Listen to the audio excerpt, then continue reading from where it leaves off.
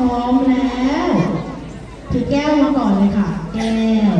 ที่บ้านผมมีแก้วไหมคะคุณพ่อคุณแม่ถือแก้วตามคุณนันกับคุณน้ำได้เลยนะคะ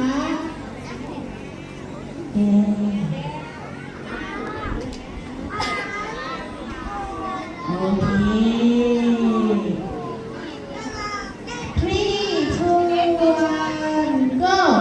แก้วกาลาขันโอ่งเป่า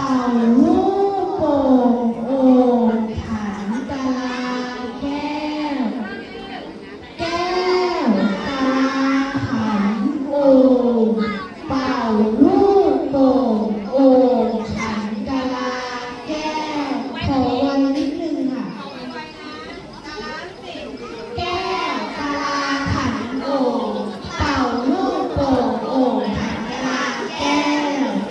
แก้วกาลาขันโอ่งเป่าลูกโป่งโอ่งขันกาลาแก้วได้ค่ะ